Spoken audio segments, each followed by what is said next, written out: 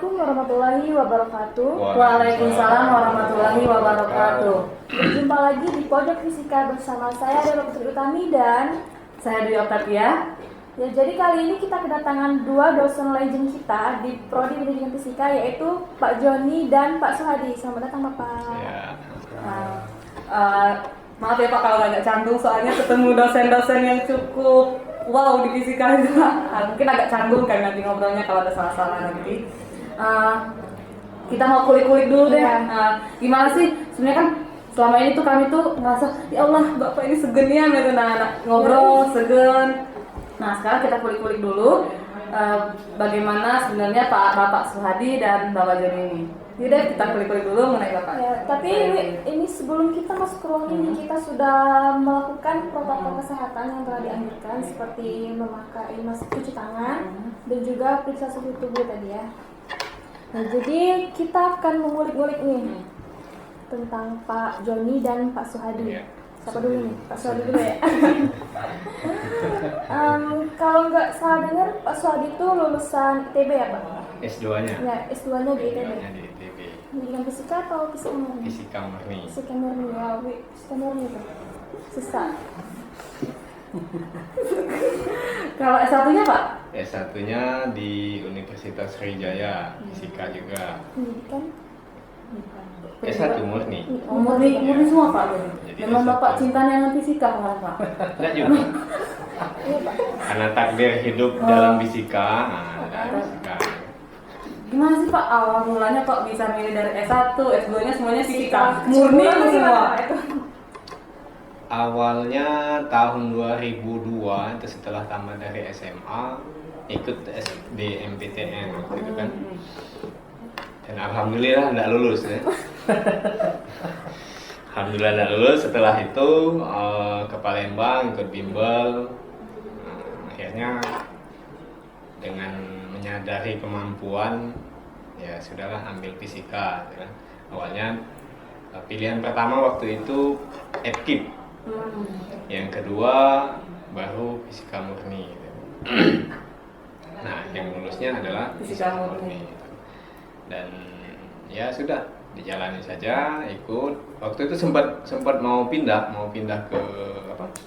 ke EPKIP gitu kan, karena mungkin oh ini guru sudah pasti enak aja gitu kan, kalau fisika nggak tahu mau kemana gitu kan. Nah tapi karena sulit untuk pindah prodi itu sulit, harus urusannya panjang, ya sudahlah jalani saja gitu kan.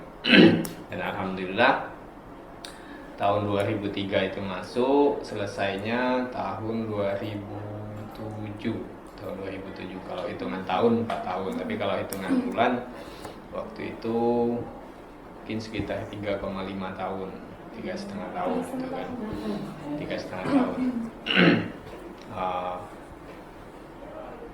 Yang duluan, kemudian yang fisika teori gitu kan. Waktu itu ada rumor di kakak tingkat itu jangan ambil fisika teori deh gitu kan, karena biasanya tamatnya 5 tahun bahkan 7 tahun itu. Bener enggak gitu kan. Akhirnya ya sudah ambil aja fisika teori. Fisika teori ya jalani ikuti apa yang disarankan, yang dibimbing oleh dosen. Dan alhamdulillah 3,5 tahun selesai. Nah setelah selesai tamat ada kesempatan untuk ngajar di waktu itu STEMIK Palkomtech. Jadi lulus dari fisika ngajar komputer. Dan anehnya ya mahasiswa yang diajari tentang komputer percaya itu, padahal saya bukan lulusan komputer. itu kan. Terus berlanjut tahun 2011 baru melanjutkan studi S2 di ITB. Kembali fisika murni juga. Dengan biaya 1 tahun itu beasiswa dari Tarmuto waktu itu 1 tahun. Jadi ini juga motivasi lah untuk mahasiswa, khususnya mahasiswa pendidikan fisika khususnya.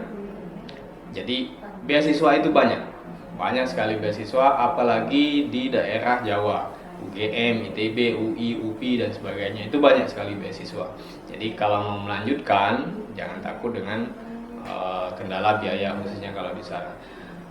Istilahnya kalau sekalipun tidak ada biaya, siapkan saja mental di sana untuk ikut penelitian dosen. Jadi sampai sekarang itu ada teman yang S3 di ITB, S2-nya bareng Bapak itu selama S2 sampai S3 sekarang dia ikut penelitian dosen. Jadi biaya kuliahnya itu dibiayai dari sana. Itu kalau S3-nya, S2-nya. S3-nya insya Berarti Allah. Bapak menikmati banget nih S1, menikmati sampai S2 bisa fisika juga. Kira apa lagi deh yang mau ditanya ke Pak Sladi atau ke Pak Joni? Kita pindah ke Pak Joni dulu ya. Kalau Pak Joni Pak, kemarin S1-nya di Unsri ya Pak? Ya, betul. Pendidikan fisika. Fisika. Kalau S2-nya?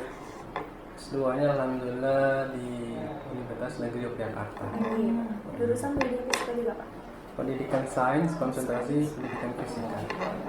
Itu memang suka fisika atau gimana Pak?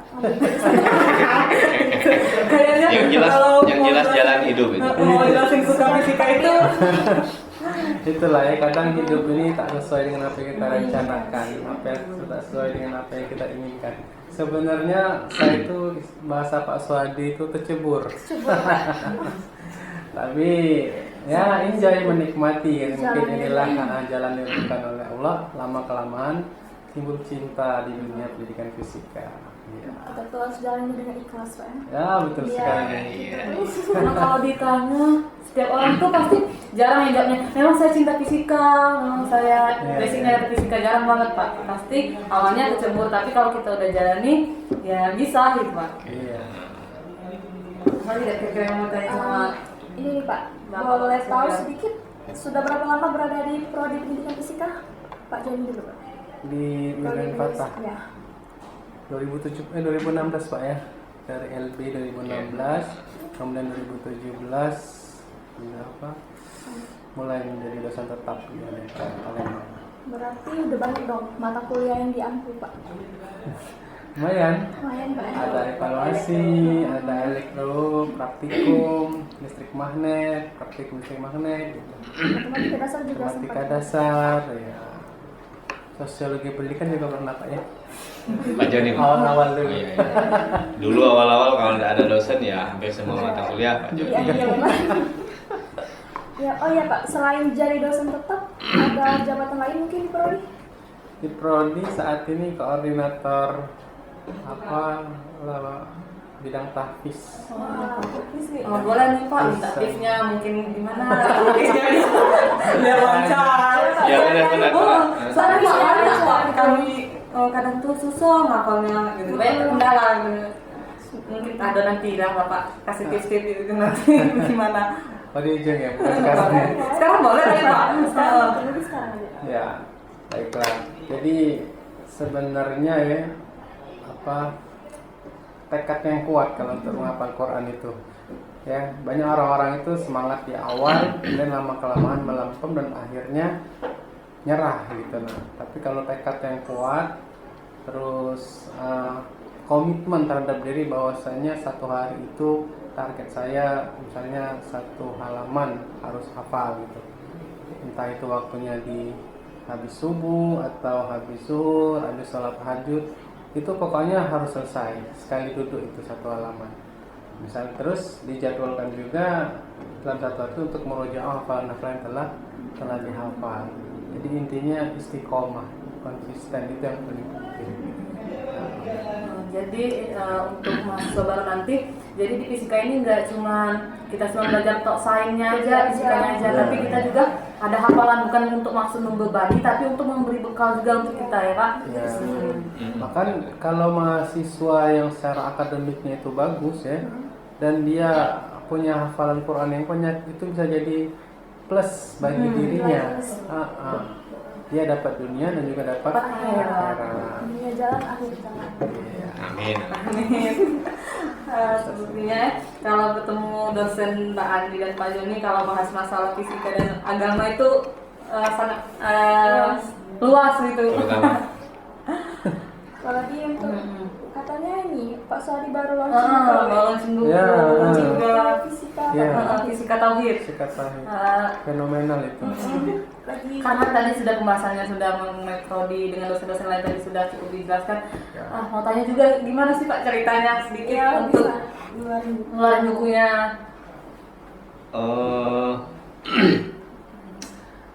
Awalnya itu sempat terpikir bagaimana supaya kita yang katanya belajar fisika, yang berlabel ilmuwan fisika itu kan, tidak hanya belajar rumus dan apa, nanti hasilnya itu berupa material baru dan sebagainya itu kan. Nah, tapi bagaimana berusaha untuk mengenal lebih dalam tentang esensi di balik semua itu. Nah, ini sekalian saya sampaikan. Jadi mungkin dalam belajar, kita dalam belajar khususnya dalam fisika, kita belajar fisika terkadang rasanya sulit gitu ya. Iya Pak, sangat sulit. Pertama karena banyak rumus dan sebagainya gitu ya. Nah, jadi mungkin dalam beberapa kuliah itu sudah saya sampaikan bahwa ada beberapa kunci dalam belajar itu sebenarnya. Jadi yang pertama kuncinya adalah harus menemui dulu yang maha berilmu. Itu kuncinya. Jadi menemui dulu yang maha berilmu. Untuk menemui yang maha berilmu, maka harus kenal dulu siapa yang maha berilmu itu. Nah, dalam bahasa yang sederhana, biasanya orang itu menggunakan berbahasa untuk mengenal yang maha berilmu tadi, maka kita harus tahu dulu siapa esensi kita yang sebenarnya. Itu. Nah, kemudian setelah itu, setelah mengenal siapa yang punya ilmu tadi, setelah bertemu siapa yang punya ilmu tadi, barulah kita berguru kepada yang maha berilmu. Jadi berguru pada saya, Pak Joni, itu tidak. Nah, tapi bergurulah kita kepada Allah. Siapapun berhak berguru kepada Allah. Nah, hanya saja masalahnya tadi kita belum benar-benar mengenal siapa Allah itu. Itu. Nah, kemudian yang kedua, dalam belajar itu sebenarnya hal yang perlu disiapkan itu adalah wadahnya. Nah, hati kita yang harus disiapkan. Nah, karena ilmu itu sesungguhnya adalah cahaya Allah, dan cahaya Allah tidak akan masuk ke tempat yang kotor. Nah, itu dalam hati ya. Kemudian dalam logika kita harus juga belajar bagaimana orang itu berpikir kalau istilahnya sekarang berpikir kritis lah. Nah, itu jadi ada beberapa tips. Jadi yang pertama, temui dulu siapa yang maha punya ilmu ini, baru kita bisa belajar. Kemudian bersihkan hati untuk menerima ilmu tadi. Kemudian berpikir secara logika. Nah, terus kalau kita belajar ilmu itu mudah, sangat mudah sekali belajar ilmu itu. Tapi yang sulitnya nanti setelah ilmu itu dapat, melepaskan pangkat keilmuan itu yang sulit. Karena biasanya kalau sudah berilmu, dia mau disanjung, mau diangkat, mau dianggap berilmu. Nah, itu. Jadi dalam belajar fisika nanti tidak usah dipikirkan berapa sulitnya fisika itu, tidak usah dipikirkan. Nanti yang jelas siapkan saja hati kita untuk menerima ilmu itu. Nanti semua ilmu itu akan terbuka sendirinya. Belajar itu tidak terlalu lama, tidak usah dihafal fisika, apalagi tidak usah dihafal. Daripada menghafal fisika yang banyak itu rumus itu, mending menghafal Quran. Itu tips ya untuk semua kita yang ada. Khususnya kita mahasiswa teknik fisika gitu ya. Mungkin nanti Pak Joni bisa. Jadi benar sih kata Pak Suhadi, hati kita harus menerima apa yang, kalau hati kita kotor, seperti misalnya kita sering mengeluh tentang fisika, Benar. susah juga ilmu masuk Pak ke kita. Benar. Tapi kalau hati kita ikhlas menerima pelajaran meskipun susah, tapi kalau kita oh memang gini yang harus kita pelajarin gitu, nah kita terima. Mungkin insya Allah pelajaran juga meskipun masih susah tapi bertahap masuk ke kita. Ya, nah, terus tadi kan sedikit cerita dari Pak Suhadi. Kalau suka dan dukanya selama kuliah tuh gimana? Boleh cerita sedikit mengenai hal itu? Ya, dalam istilah kita itu adalah suka dan duka gitu ya. Tapi pada sebenarnya pada hakikatnya itu tidak ada. Itu hanya cerita jalan yang harus kita jalani itu saja ya. Nah, jadi dalam terutama pas S2, karena pas mau masuk S2 itu saya mengajukan beasiswa untuk, misalnya waktu itu apa lupa gua, untuk mengajukan beasiswa tapi tidak dapat, ditolak gitu ya. Ditolak. Kemudian yang bisa dibayarkan beasiswa waktu itu adalah cuman semester 1 saja.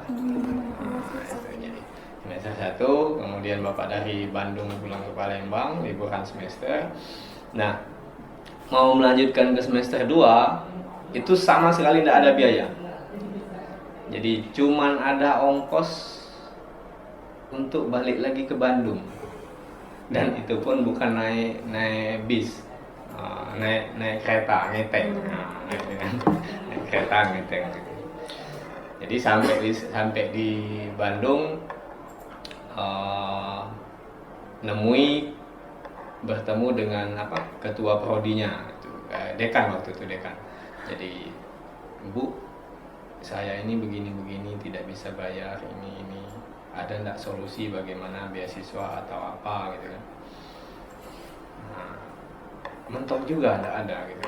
Ya, dia juga enggak berani mau kasih beasiswa apa, mungkin mau kasih uang juga enggak ada kan gitu kan.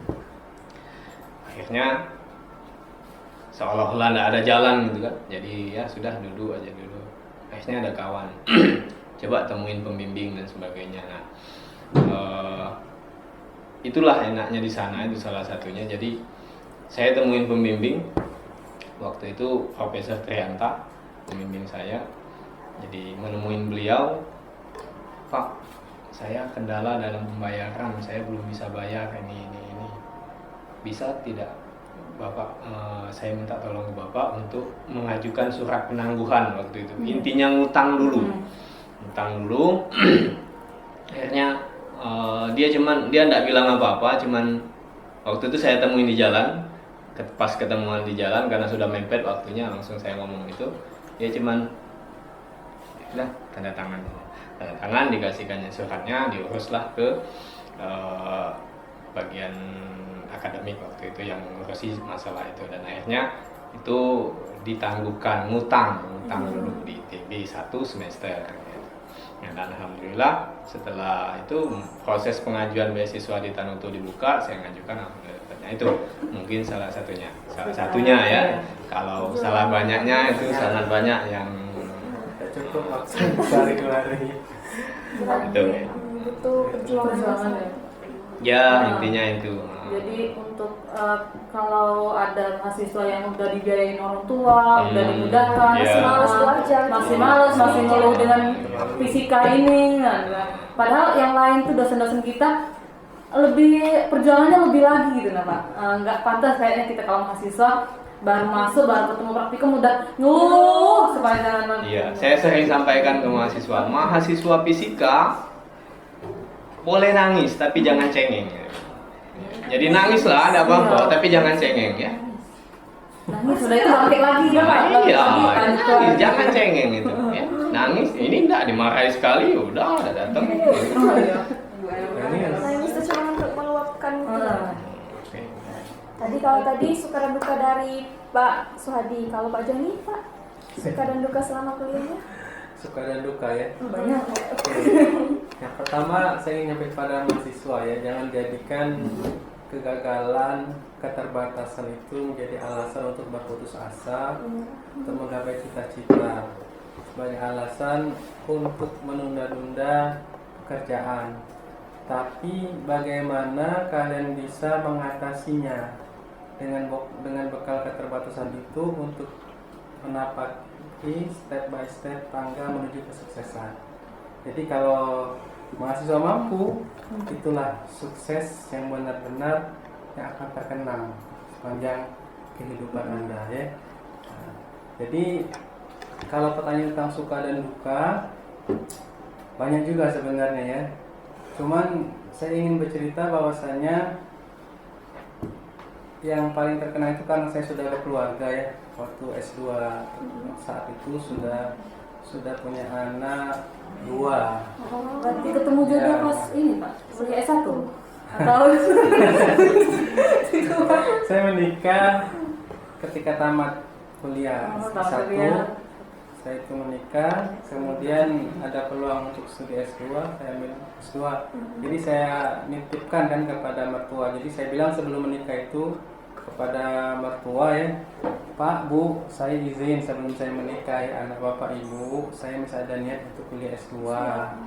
Jadi nanti seandainya saya sudah lulus, saya minta tolong nitip anak dan istri seperti itu. Sudah ada janji sebenarnya. Sudah. Oke, Din, gitu. Ya. Jadi saya berangkat.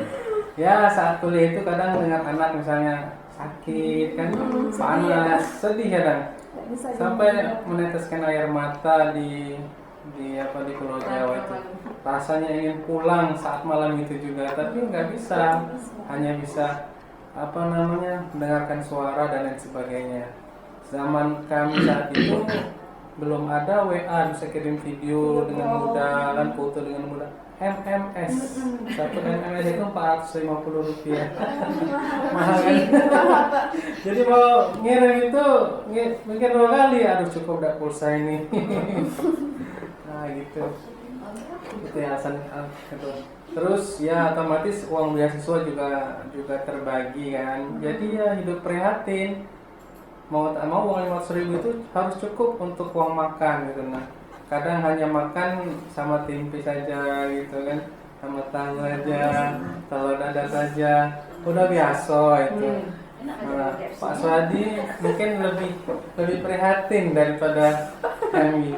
Gitu. Nah, gitu. Jadi kami tidak mau jadikan alasan itu.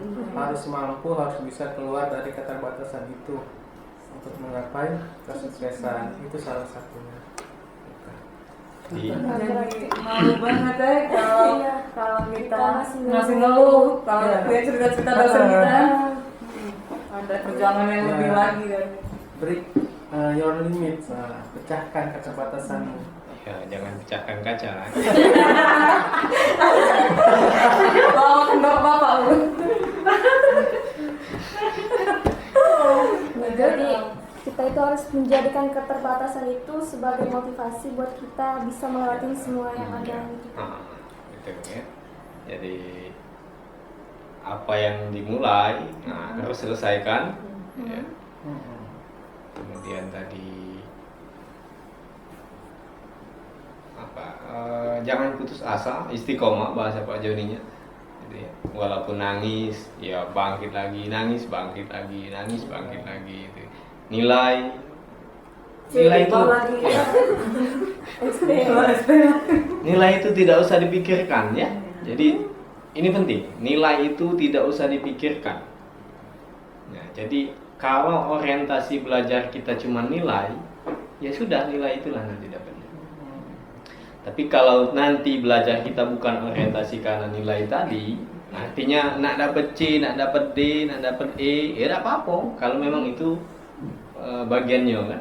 Yang penting dari situ adalah proses kita memahami apa yang kita peroleh. Nah, itu yang lebih penting ya. Karena selembar ijazah yang itu tidak akan menjamin nanti bahwa katanya hidup kita akan lebih baik, belum tentu. Ya, betul. Ya, belum tentu. Jadi jangan terpaku dengan nilai itu. Yang Ya. penting bagaimana kita proses kita dalam belajar. Itu yang paling penting. Ya, bertahan ilmu ya. Ya. Sama kayak cerita Pak Andi tadi, katanya dia dari nilainya 1, tapi sekarang juga Pak Andinya sudah cukup nggak jatuh gitu gara-gara nilai yang 1 kemarin. Iya. Ya, nilai Iya, Pak Andi tadi cerita Pak, nilainya masuk itu 1 koma katanya. Oh jadi nggak gara-gara nilai itu Iya. kita jatuh. Iya, Nilai itu benar. menjadikan untuk sukses. Jadi Pak Andi memang pernah cerita, Pak, saya itu semester 1, semester 2 kacau Pak katanya. Nilainya itu nasakom lah, itu nasib 1 koma. Nasakom itu nasib 1 koma ya. Nasakom itu nasib 1 koma. Nah, iya benar, nilai itu jangan terpatok pada nilai. Jadi ijazah saya SMA itu kalau nggak percaya boleh dilihat nanti. Kalau nggak salah matematikanya itu 1,6 kalau nggak salah. Ya, matematikanya 1,6. Tapi alhamdulillah waktu itu belum ada batas harus lulus berapa, itu nggak ada. Waktu itu cuma 6 kalau nggak salah. Waktu itu 48 apa standarnya. Saya lebih dikit lah 50 lah itu kan.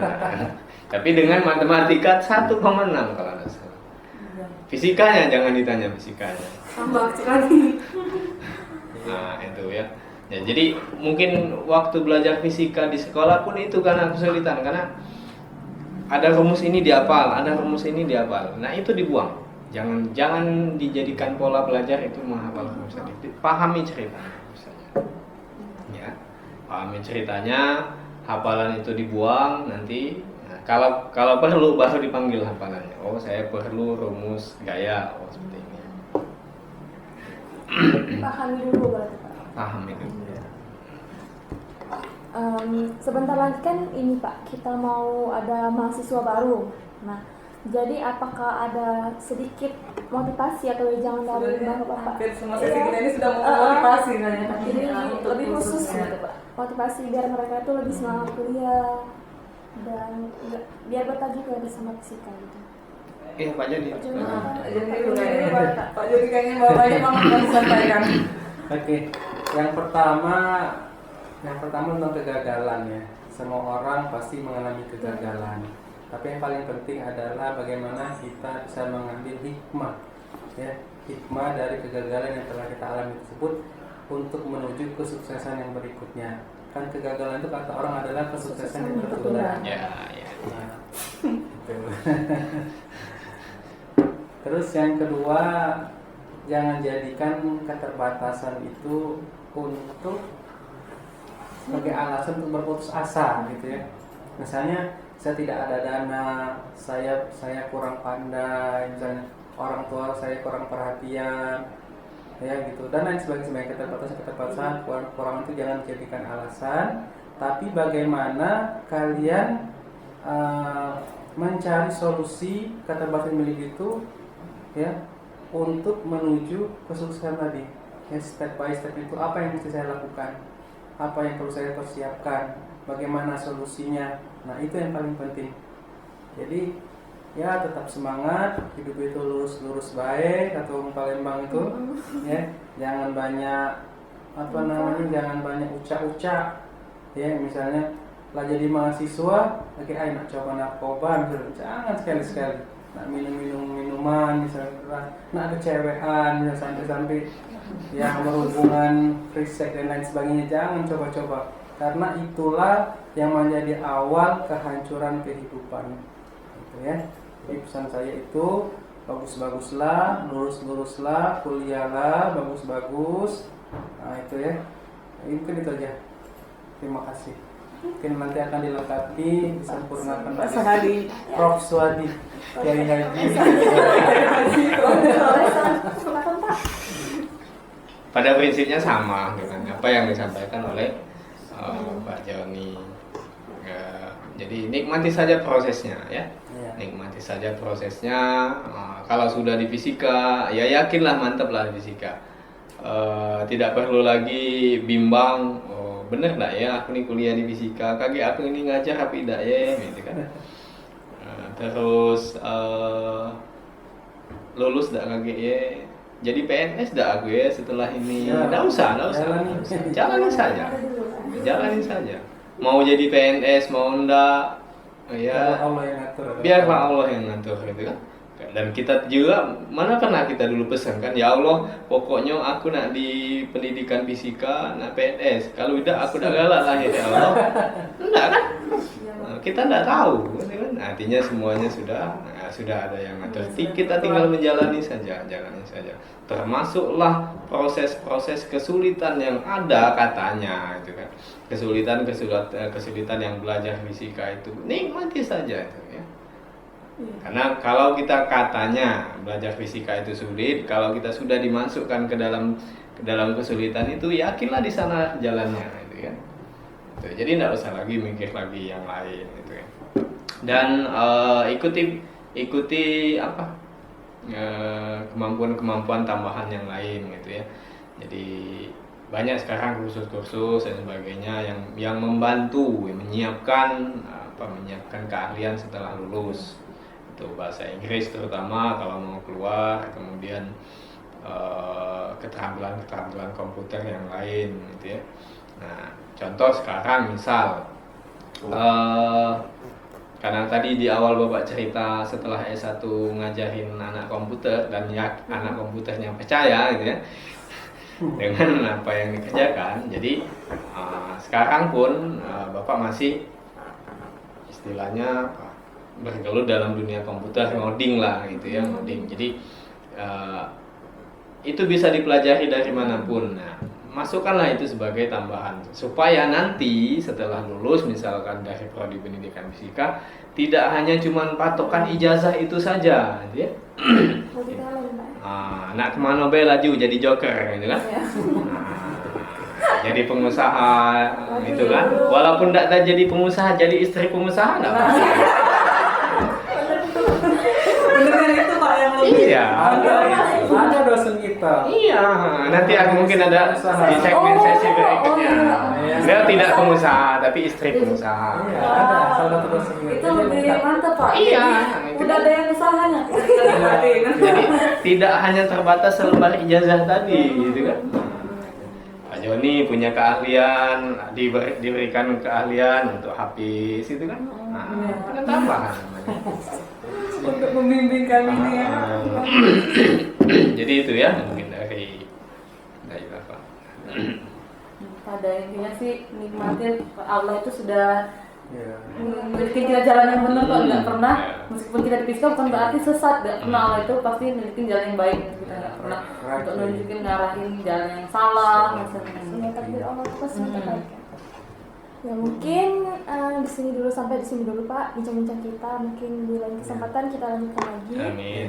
Terima kasih atas motivasinya dan pengalaman yang mungkin bisa memotivasi kita sendiri, bukan hanya untuk mahasiswa baru nanti, bahkan itu Tapi bisa seluruh untuk memotivasi.